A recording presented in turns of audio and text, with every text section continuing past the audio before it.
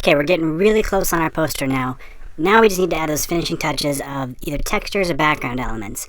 Before we do that, let's just pretend like this poster was exactly what the client asked for, or this artist or whatever. But let's say it's not quite what you were feeling and you hate it. That happens a lot as a graphic designer. You might be, might have to appease somebody else who wants something specific, and let's say purple was his favorite color, but it just looks terrible. So what I would do in this situation, I would go ahead and save where we're at, and because I've been recording these videos, I've been forgetting to save, but make sure you save along the way.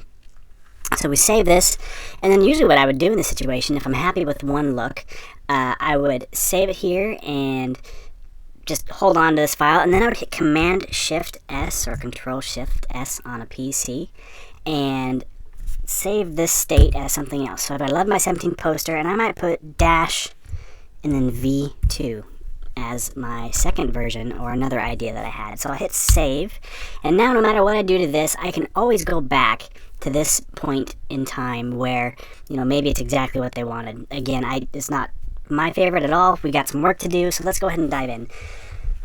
One idea I had when I was looking at pexels.com, we had this guitar image and we had this, I thought it was a soundboard. As I looked at it again though, it's actually a DJ turntable. So maybe this guy's a DJ and he's not a guitarist at all. Let's go back to our Photoshop file, and I'm going to click, here's a trick, whatever layer you click on with your, okay, I've got my move tool selected, and I've got auto select layer turned on, so I can click through any layer, and over here it'll automatically select that layer. So I can start, if I wanted to, I can start clicking on anything and moving it around. I'm going to hit Command Option Z. Remember, you got to throw in that Option key to step back multiple steps. If that was turned off, sometimes it's handy if you've got a really obscure layer, like let's say you want to move this John Singer title behind him, but without actually accidentally selecting him. So I'll select my layer, and now no matter where I select on my artboard, I can move that around behind his head. Okay, so that's a handy trick to know. Anyway, so what we're going to do now is we're going to play with this a little bit. I don't like this divider here, so I select it. I'm going to hit delete. I can't see my text now, but that's okay. We'll fix that here in a second. I want to fix this gap, so I'm going to click once on him, Command T, and we'll scale him up a little bit, holding the Shift key down. Okay, and then let's grab that turntable, and I'm just going to drag it right into this image. Now, one thing you need to be careful when you download web images, or any image in general, make sure it's a high quality. It should be a bigger file, because you'll notice right now this came in at full size. This is a poster. So now if I hit Command T and I scale it up, I run the risk, let's say I go real big, I run the risk of this becoming really pixelated if I get really close in. Maybe it's blurry and it looks bad. So it's just something you need to pay attention to. Okay, in this case, it's big enough for what we're doing. I can hit return, and let's hit Command in the left bracket, that key right by the letter P, to move this layer down below him. Okay, now there's not enough contrast, so now we can play with this layer. We can change the opacity right here, and you can scrub this down to make that a little bit softer, and whatever layers below will show through. I can also, a shortcut for that, I'll just hit the numbers on my 10 keypad. If I hit 5, it jumps to 50% opacity. Or maybe 8 for 80% opacity. In this case, I want it to be a little more subtle, so hit the 3 to 30%. I don't like that purple background. What can we do with that? Let's play with that a little bit. Let us try maybe a blue or something. Okay, and now his title's kind of getting lost. Let's bring that above our turntable layer.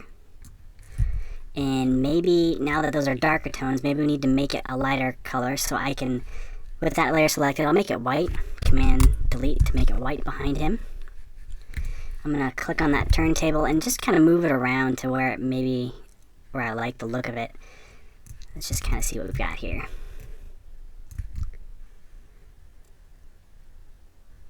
Maybe we'll feature that so you can see the turntable a little bit better, or maybe we like the dials. It just totally is your preference, your call, whatever you want to do. Okay, so that looks kind of cool. And then now we got to make this text here legible. So let's click on that, and I'm going to make it align left. And let's see here. Let's make this a little bit smaller. People can study this image. If they're really interested in this, they can look at it and figure out the details of the concert. We'll grab this location.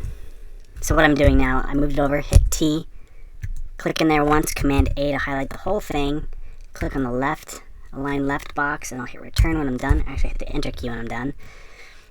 And there we go. Now I'm lining these up. I've got these visual guides in Photoshop so I can see that these are in line with each other. I can also select multiple layers at a time. And then I get these alignment options, so I can align these. So these two rectangles would align to the left edge, or to the bottom edge, or to the center. So if I click on this center, it'll align them center with each other. Or in this case, I want them to align to the left edge, so they're all aligned left. Let's make this just a touch smaller here on this poster, or on this location. And I'm really happy with the spacing between here. It feels good and balanced. There's about the same amount of space. It bends around that shoulder. Again, just pay attention to where things are working on your artwork or on your poster, where things are falling in line, to make sure that there's good balance. Alright, so that feels pretty good. So we could call that done. So there's another version. I'll hit Command S to save it. And let's say for kicks we want to do one more, and we'll bust it out real quick. I'll hit Command Shift save. We'll go to V3 on this. Now before I do that, make sure you save it once first. So you save this currently as version 2, and then Command Shift save to create another one. Alright, so now what we're going to do is one more version of this thing, and let's pretend like they're like, oh, we got to remove this little tattoo on his neck. So I'll zoom in real close, hit the letter L to get my lasso tool, and I'll just draw right around that little tattoo. Let's pretend it was a temporary tattoo or something, and his manager said, oh, we got to remove that.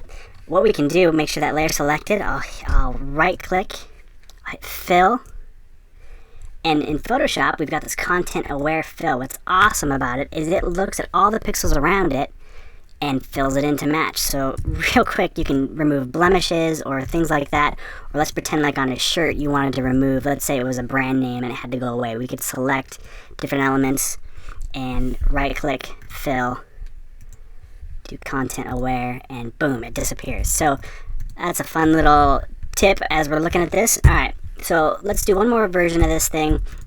Let's pretend like we want to go more of a subtle texture or random pattern. I can turn that off, and let's add a new layer, and I'll get my brush tool out, hit the letter B. Okay, I'll come over here and open up my brush presets. If you don't see that, go to Window, and you can pull down your brush or brush presets.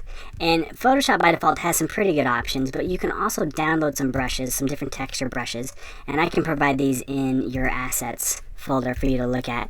But what we can do now is select your brush, and we can hit the bracket key. So the same bracket keys to move a layer right next to the letter P. So right bracket or square, left bracket, makes your brush size bigger or smaller. You can also click up here and scrub left or right to get your brush bigger or smaller. Okay, so on this layer, what I'm going to do is I'm going to select this blue color. I'm going to click on this chip and make it just a touch darker. And again, make sure you're working on the new layer. Hit the letter B to get my brush tool. And now I can start just kind of clicking anywhere in here, and it's a really subtle effect. But now what I'm doing is adding kind of this little, just a little bit of texture, just so it's not flat. So again, this is where you have to decide how much do you want to put into this piece. What does it take to make it something that looks cool and that's going to get the idea across. So I can turn that on and off if I don't like it. And at this point, you're probably feeling pretty comfortable with Photoshop. So what we're going to do now, we're going to shut down this lesson. And in the next lesson, I'll show you how to export these files to either send them to your client to view as a proof or to have them printed.